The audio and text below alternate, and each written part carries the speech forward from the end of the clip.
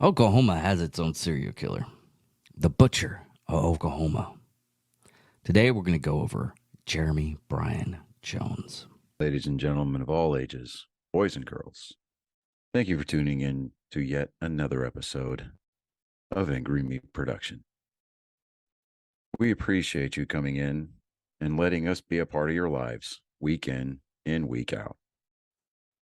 We hope to do our best to present you with something that your eardrums delight in. Whether you're looking at us on YouTube or Rumble, or listening to us on Spotify, Google, or Anchor, or any of the other podcast services that we are currently on or trying to get on, we thank you.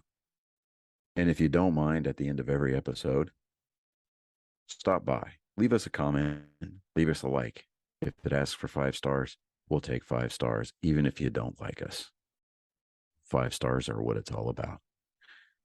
With that being said, we hope you enjoy our attempt to make our advocation our vocation. Ladies and gentlemen, let the games begin. Ladies and gentlemen of all ages, boys and girls, thank you for tuning in to yet another episode of Angry Meat Production. We appreciate you coming in and letting us be a part of your lives week in and week out. We hope to do our best to present you with something that your eardrums delight in. Whether you're looking at us on YouTube or Rumble, or listening to us on Spotify, Google, or Anchor, or any of the other podcast services that we are currently on or trying to get on, we thank you. And if you don't mind, at the end of every episode, stop by, leave us a comment, leave us a like. If it asks for 5 stars, we'll take 5 stars, even if you don't like us. 5 stars are what it's all about. With that being said, we hope you enjoy our attempt to make our advocation our vocation. Ladies and gentlemen, let the games begin. We here at Angry Meat Production want to thank our sponsor, Mobile Notary Mindy. She's certified with the National Notary Association. She's also bonded and E&O insured.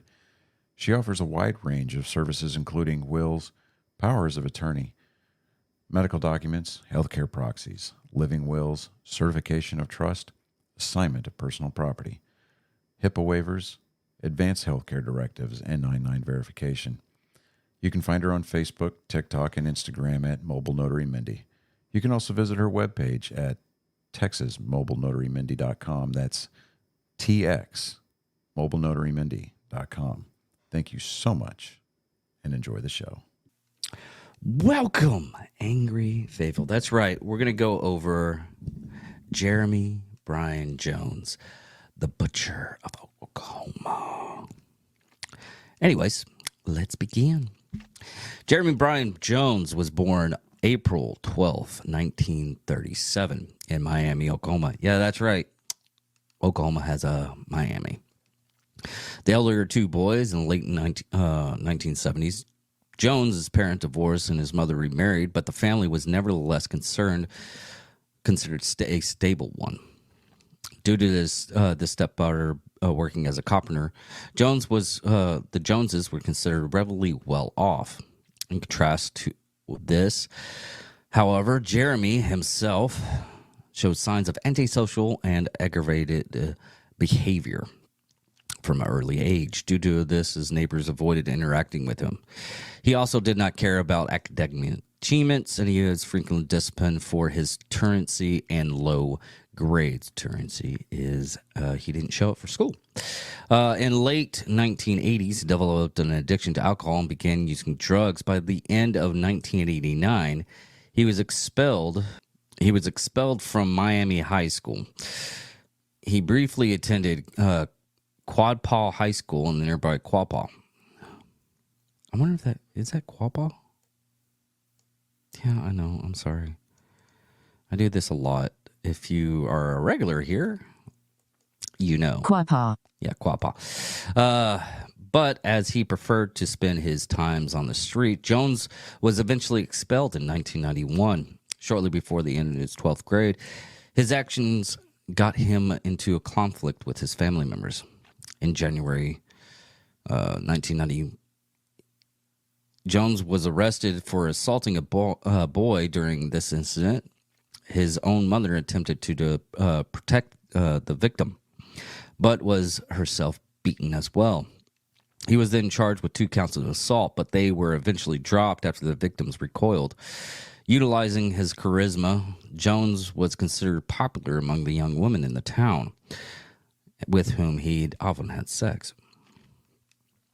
In the early 1992s, Jones left Miami, Oklahoma, not Florida, just a little bringing it back there. With one of his girlfriends, he moved to Baxter Spring, Kansas, where he lived with his high school friend named Justin Jude. As he had no formal education, he resorted to working in low-skilled labor jobs, causing him and his girlfriend to experience financial hardship. The pair frequently argued, during which Jones physically assaulted his girlfriend.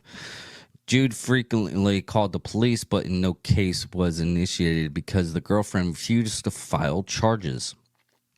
On May 9th, Justin Jude married his girlfriend Jennifer, who he had known since high school. 2 days after the wedding, an intruder broke into the home while Justin was away, bound Jennifer, and proceeded to stab her multiple times. During the investigation, Jones was named as the suspect based on testimony from Justin, who claimed that was interested in her. Jones insisted that he was innocent, and since there was no credible evidence to charge him with, he was released. After the murder of Jennifer Jude, Jones broke up with his girlfriend and left Baxter Springs and began to live with a criminal lifestyle. During this period, he changed several places of residence, earning a living as a day laborer and occasionally committing petty thefts. On November 5th, 1995, Jones was arrested for rape, but also was released after posting bail and fled. Between November 1995 and January 1996, he committed 2 additional crimes. On January 10th, 1996, he was arrested in Oklahoma on the charges of rape and unlawful possession of methamphetamine, the Nazi drug. We'll just call it that. During the investigation, police were contacted by a woman who claimed that Jones had assaulted her at gunpoint. He was subsequently convicted of drugs possession charges and sentenced 2 years in prison, which he served in Dick Connor Correctional Center in Harmony. He was granted parole and released in early 1997, but was soon taken into custody over the rapes. During his trial, Jones had the advice of his attorney, agreed to plead guilty on 3 counts of assault and sexual harassment, but his victims refused to appear in court, due to which their testimony was considered questionable. On March 3rd, 1997, Jones was placed on probation for 5 years and released from the courthouse. However, he was diagnosed with mental impairment, and he was placed in psychological registration, ordered to see a psychologist regularly and give DNA samples.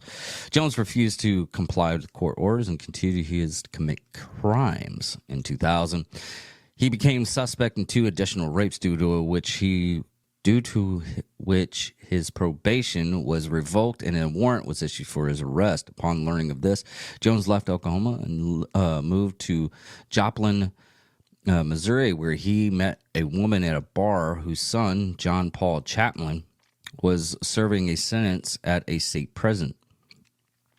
With his charisma, Jones won her affection and sympathy and moved in with her. Sometime afterwards, he persuaded the woman to sell her son's papers and Social Security card for $50. Jeez, that's how much? $50 for a Social Security card? And I'm guessing the son's papers were birth certificates and stuff like that. After which he stole the man's identity and left the state. Oh, he bought it for $50. Okay. Which he stole the man's identity and left left the state in December 2000. Why would you steal a prisoner's information? Because as soon as they figured it out, you would be considered an escapee. That's really weird. Anyways, under the name of Chapman, Jones moves to Tuscaloosa, Alabama, where he lived for 2 years before financial difficulties caused him to move to Georgia. On May 1st, 2003, he was at a Raspin restaurant and lounge bar in Douglasville, where he met Vicky Freeman, who was 13 years older than him, and the two soon became roommates, frequently changing places of residence and jobs over the next few years. On October 2003, Jones was arrested for disorderly conduct and then taken to the police station, where his fingertips were run through IAFIS, Integrated Automation Fingerprint Identification System, which is a computerized system maintained by the FBI since 1999. It is a national automated fingerprint identification system and criminal history system. However, due to a glitch in the system, his identity was not revealed, and when his fingerprints were entered the second time, he was falsely identified as John Paul Chapman. After paying the administrative fines, Jones was released and left Georgia to seek work, spending several weeks in New Orleans, Louisiana.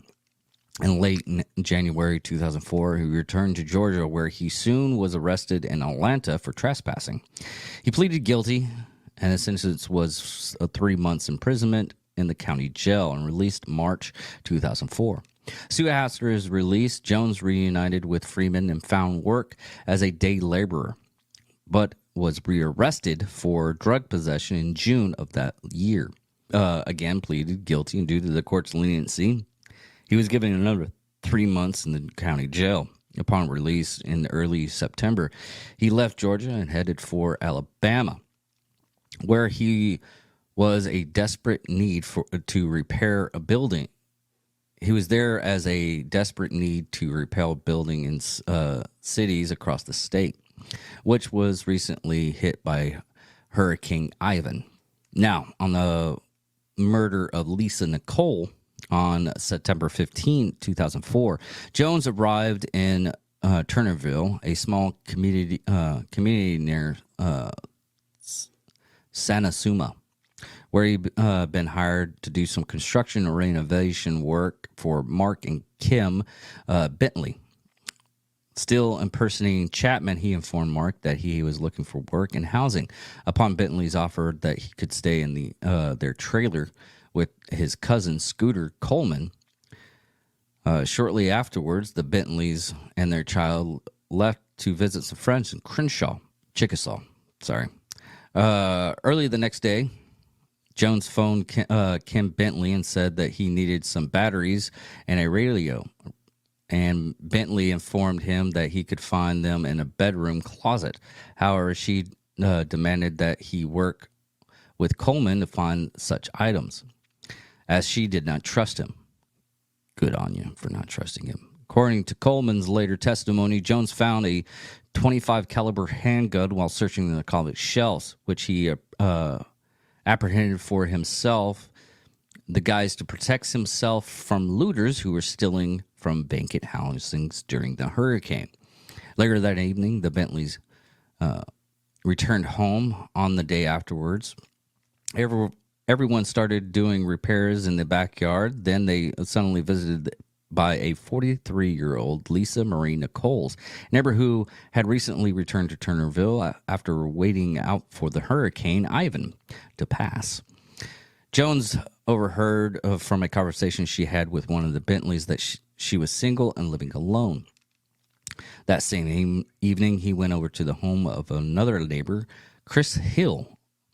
Upon the two men drinking alcohol and consuming drugs for several hours on September 17th, everyone was doing repairs in the backyard again. But by the evening, Kim Bentley left her husband and Jones a package containing several cans of Bud Light beer.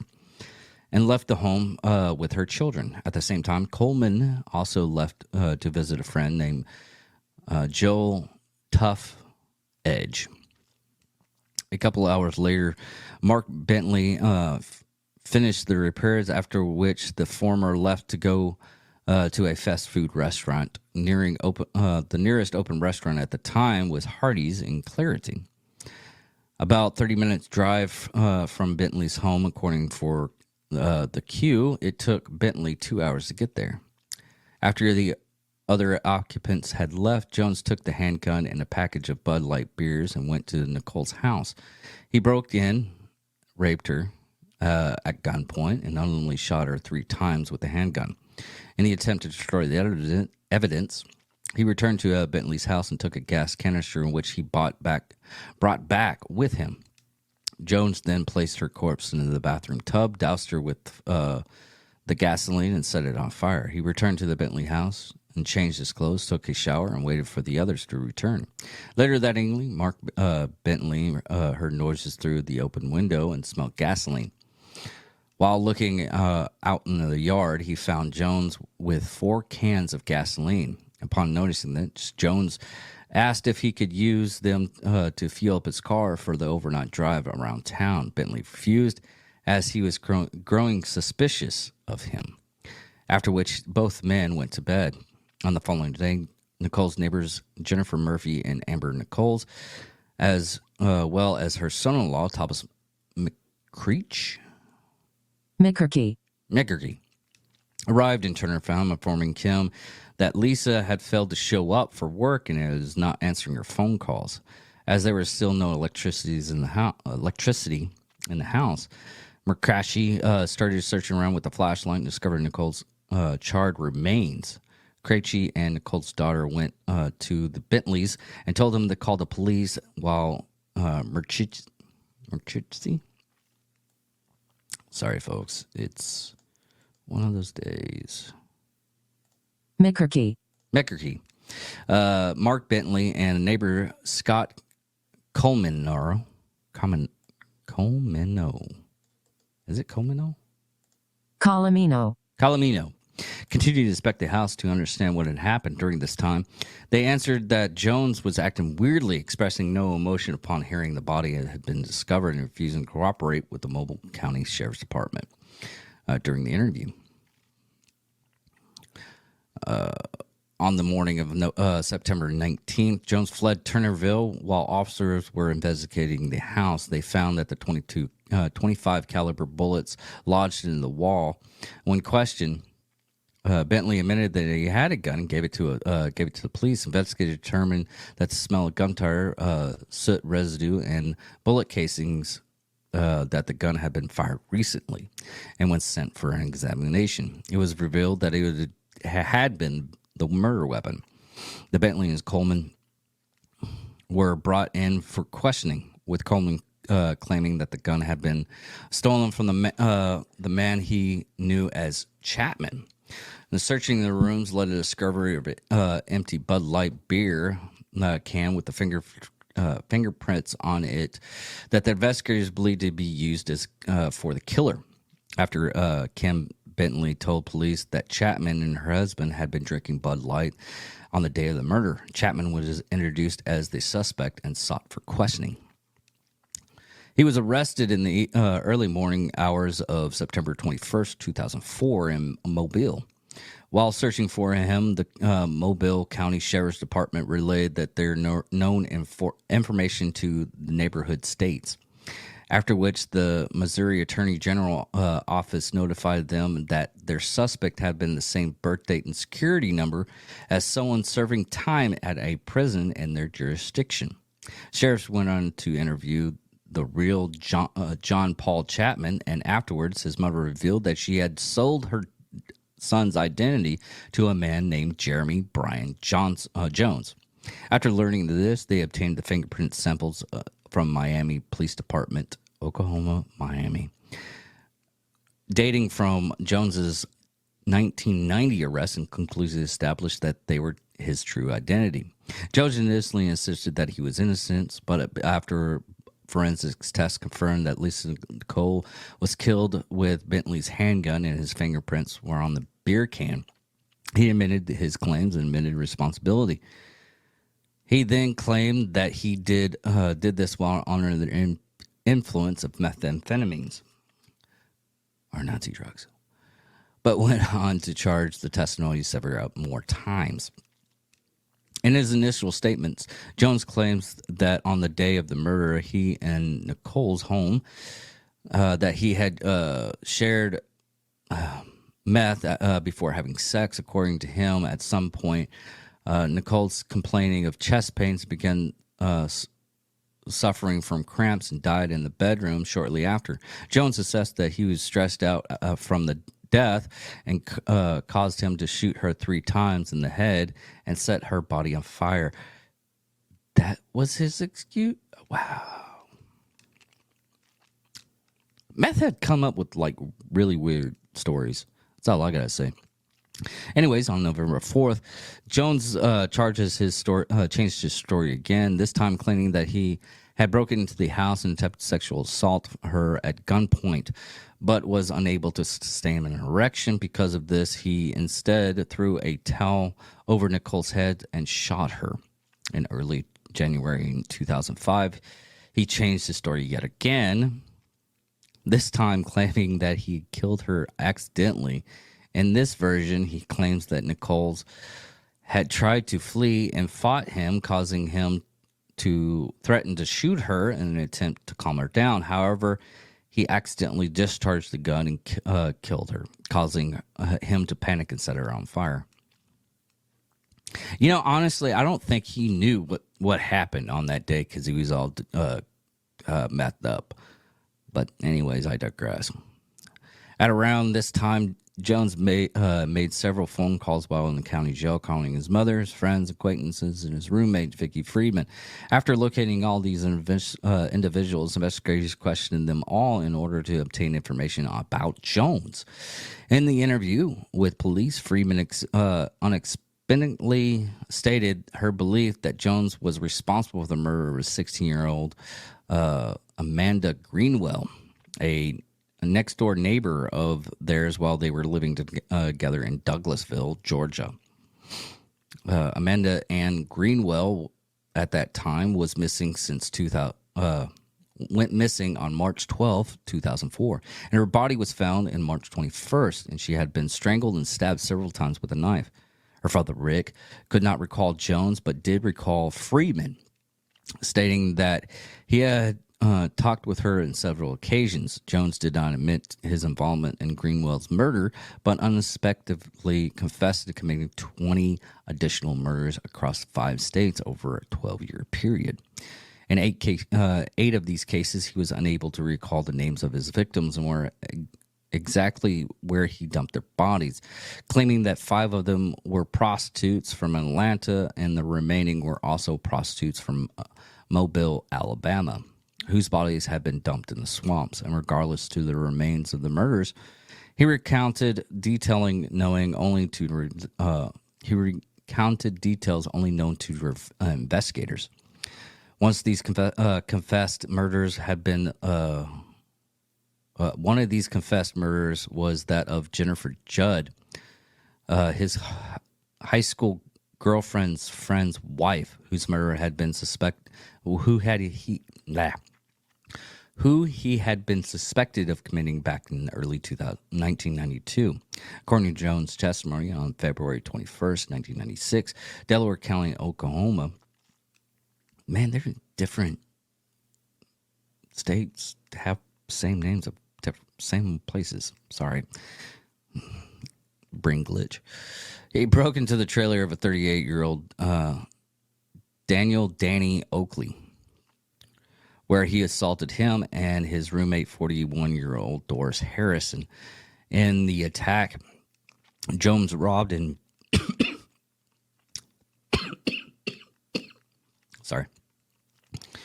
During the attack, Jones robbed and shot them to death, then set their trailer on fire. In the follow-up investigation, local residents Danny Ray Hunchicott Honeycutt.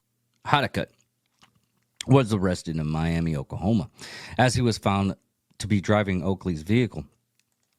When examining the car, investigators found fingerprints that belonged to the murdered couple, Hutchins and some of the unknown individual. Hutchins insisted that he was innocent and provided an alibi. It was eventually confirmed that he was ruled out as a suspect, but he was imprisoned on judge charges nonetheless. After Jones's confession, the Miami Police Department, Oklahoma Miami Police Department, reopened the investigation in an effort to prove his culpability. He was a culprit in the murders. Culprit in the murders. Examining the fingerprints found in Oakley's car. However, they were not. I'm sorry. As soon as I start talking and doing these podcasts and everything, most of the time I get gassy, and I even take gas medicine. So I'm sorry if you keep on hearing burps and whatnot. However, they were not a match to Jones. Honeycutt was interviewed again, but refused to cooperate with authorities and died in 2006. In the early September 1999, according to Jones's claims, he met 19-year-old Justin D. Hutchcliffe in Pitcher, supposedly to buy drugs from him. On September 11th, after the pair drank a huge quantity of alcohol at a local bar, he claimed that it initially injected Hutchins with excessive amounts of methamphetamine mixed with an unspecified chemical. Hutchins died shortly after from an overdose. The Freeman murders on December 29th, 1999, Jones, according to investigators, committed a quadruple murder in Welch. Which Welch is this? It's still in Oklahoma. Welch, Oklahoma. They just took all the names from everywhere else just to have names from everywhere else, I guess. Of course, Texas does it too. We have a London. We have a Paris. I think we have a Miami too. Anyways, he admitted to entering the home of 40-year-old Danny Freeman, who he lived with his wife Katie and their daughters, 16-year-old Ashley Freeman, and were currently being visited by her friend, 16-year-old Laura Bible, to celebrate Ashley's birthday party. Jones claimed that after he entered the house, he shot the spouses in the head at close range, set fire to the house, and then forced the teenager into his car at gunpoint.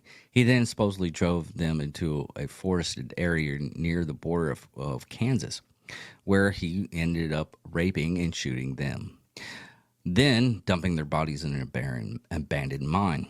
When asked for the motive, he claimed that he was acquaintances with Danny Freeman and wanted to kill him because the former had not paid him for the time for a meth deal. Jones described in detail the layout of Freeman's house, including the exact locations of the mailbox. During his interrogation, he had indicated on a map the location of the mine where he dumped Ashley Freeman and Bible's remains, but their bodies were never found, and the case was in doubt. This case doubt on his testimony. Investigators did not rule out the possibility that he may have learned details of this case by watching television, as the story of these two missing girls was on an episode of America's Most Wanted. A number of relatives of the victims also questioned the veracity of his administration.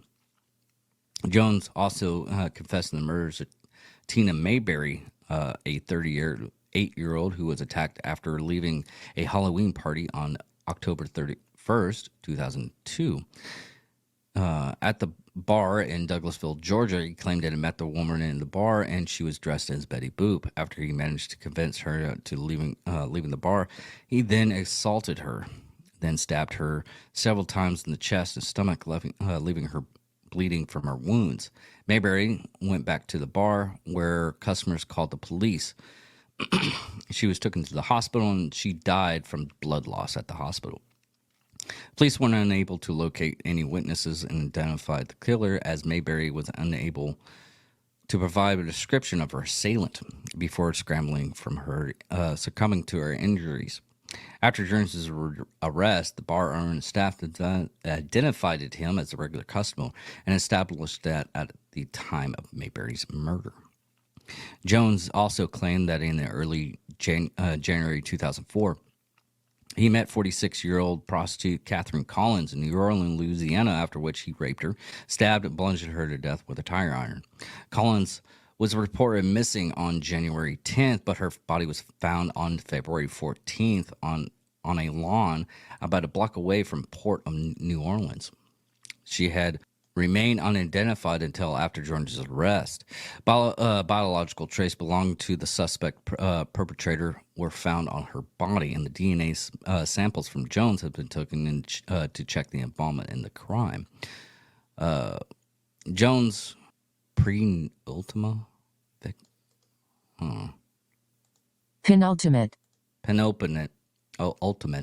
victim occurred to him was, according to him, penultimate victim, according to him, was 38-year-old Practice Enduras, who was murdered on April 15th, 2004 in Cummings, Georgia. The woman of the owner of a small beauty salon called Timber Trim in Tran, and disappeared in the morning of April 15th. One of her clients showed up at the salon at 12 p.m. and found the salon empty. After Honduras failed to show up and did not return her phone calls, the customer called the police.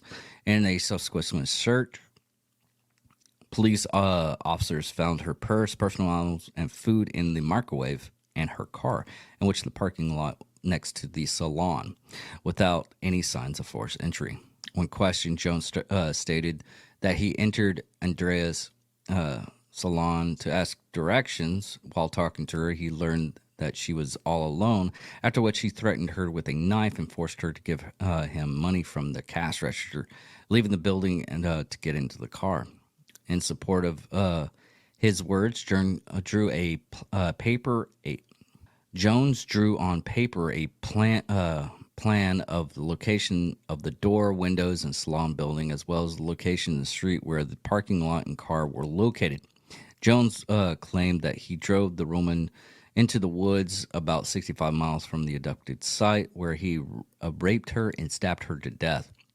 He insisted that he had dumped Honduras' body into a creek and drew a map for investigators, but the body was never found, and his confession was credibly questioned. In the end, despite many confessions, Jones was charged with only 3 murders. In late 2004, he was charged with the murders of Nichols and Greenwell, and in late January 2005, with the murder of the Collins. High-ranking police officers from 3 states organized a meeting and formed a plan to prosecute Jones, where it was decided that he would be extradited to Alabama first, then to Louisiana, then to Georgia for the respective cases. Now, for the trial. Jones's trial was scheduled to begin on August 15th, 2005, but was postponed due to a motion by his attorney that requested undergo mental evaluations first. The examination concluded that although he had mental impairments, he was nonetheless sane and able to stand trial. Shortly before the trial began, representatives of the FBI issued a formal apology to the relatives of Nichols and other former potential victims for the glitch that allowed for his release. Okay. Side note on this. I'm actually glad that they did this because it was a glitch and he would have been stopped in 1999. That it sucks, but I'm glad they apologized for it and to the family members. That given their track record here lately, I'm actually glad for that. The trial officially begun on October 19th and lasted 1 week. The main evidence with the prosecution was Jones's confession, the fingerprints found on the beer can, and testimony that shooter Coleman, the handgun, and the DNA results is determining the bloodstains found in Jones's cloth belonged to Lisa Nicole. At said trial, Jones recounted all his confessions, was nonetheless found guilty by the jury verdict for the murdering Nicole's. Mobile County prosecutors also sought the death penalty, while the attorney sought life without parole because he was intoxicated and mentally impaired at the time of the murder. Courts found that the mitigating factors was insignificant. And on December 1st, 2005, Jones was sentenced to death. After the conviction, charges were dropped in Greenwell and Collins' case due to the lack of evidence to secure a conviction. During his imprisonment and credibility of his confessions, after his confessions, Jones transferred to Holman County's facility in Ardmore, Oklahoma, where he remains on the state's death row. In late 2000, his attorney filed an appeal to overturn his death sentence, with the motion succeeding in doing so in 2010.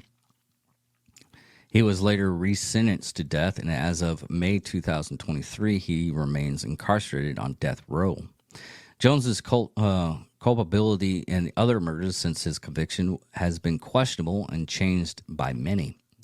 Jones himself has insisted that he is solely responsible for Nicole's murder, and he had made false confessions so that he would be provided with better conditions at a county jail. His attorney, Habib Yansandi, I can't believe I said that name right, supported these claims, arguing that his clients had taken advantage of the media attention and prejudiced himself in order to obtain privileges such as more or longer phone calls, as well as better food. There's another guy, and I'll get to who did the same thing. He was described as a skillful manipulator with a high enough IQ that under different circumstances he would benefit him greatly in various walks of life. Vicky Friedman gives Jones an alibi for at least two of the murders. She claims that he was with her in Douglasville the night Catherine Collins was murdered in New Orleans, and that he was working near Douglasville when Patris and Duras vanished. The latter bodies were found in December 2005 behind a Baptist church 10 miles from where she was abducted, casting further doubt on Jones's confession. His guilt in the Collins case was considered questionable, as he unable to provide any specific details, and the graphic data did not correlate. Sorry. As a result of the DNA test, and it showed discreditabilizes between Jones's and the genotype of that of the killer. Jones also recounts his statements in regards to the Freeman murders, with doubts remaining about his involvement for over 15 years. As for exaggeration, when Tommy Lee Sells, another murderer who claims to be a serial killer, also confessed to the same crimes that Jones supposedly committed, Jones was officially ruled out as a suspect in 2018. When 60-year-old Ronnie D. Bolswick was arrested, he, along with Warren Welch and David Pennington, who were deceased, were determined to be the true perpetrators.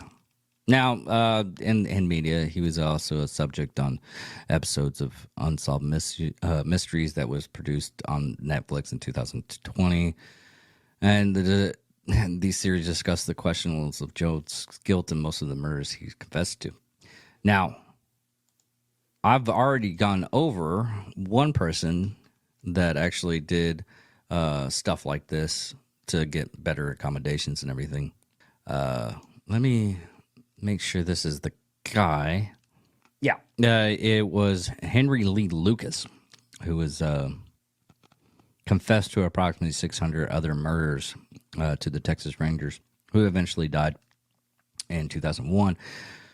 But yeah, he did the same thing, and I went over a lot of the times with other podcast people of what he did. I mean, Henry Lee Lucas, and I did this on our podcast too. He literally just wanted to do it for the free burgers and milkshakes, or the burgers and milkshakes, what they gave him to confess, and they were just using him, and he would confess to all the crimes, and that was also why I wanted to talk to like people like Eric Tansey and BC Sanders, Failure Stop podcast, and BC and Disruptor podcast. And I wanted to talk to them because they're actually part of the police department. One was a detective. BC Sanders was a lieutenant in the police force, and Eric Tansey was a patrolman in the police force in North Carolina. But yeah, that I went over how they go over the cases and everything, and what's basically done with the cases, and they're surprised that the Rangers did that, and a lot of other law enforcement try not to do that. But sometimes you want to have. I guess the whole reason why you would do something like that, and it is unethical to do that. But it's to give relief to the family members, more or less. That's the only reason why to do that, because that's all you're doing. You're giving relief that they found somebody that killed their family members. But I digress, and thank you all for listening. Thank you all for watching. Check us out on all platforms. Like us, comment. Please just comment and like our videos. And the reason why I say that, and I want this to become a little bit bigger and get a bigger audience and whatnot. Do I want this to succeed? Yes. Am I going to stop doing it if I don't? No. I'm going to keep on doing this until I'm going to be willing myself to this mic and half drooling when I'm actually doing this podcast. I don't care. I love doing this. And I love the reactions I get, and hopefully the person that actually listens to one of the podcasts, he gave us a lot of comments, and they were not flattering for the case that I was looking into, and I was just looking at the news articles of the case because he hadn't been convicted. That's the reason why I like to do fully convicted criminals, because you get more information on that person. I want to do the one that it's who is this guy? Ruel Mendez Jr. I want to do him sometime soon, but his case isn't done. He's a serial killer in Austin. A person from the sheriff's department here in town that's a friend of mine. We were talking about it while I was going to the movies because he does security work for the theater. And he told me about the serial killer, and I looked at the evidence at that time through the newspapers, and everybody was saying at that area that there wasn't a serial killer. And it was obvious that they had a serial killer, but they didn't. Times like that, when you actually don't want the media and everything, you want to gather evidence because they didn't have the perpetrator at the time. But they do now, and it's going through the process. And hopefully he gets convicted. Last time I saw that, he might actually be let go. But anyways, everybody, love you. Thank you all for listening. I mean, anybody that comments and everything, listens to the full extent of these videos or on Spotify, thank you for doing that. It does mean a lot. Now, goodbye.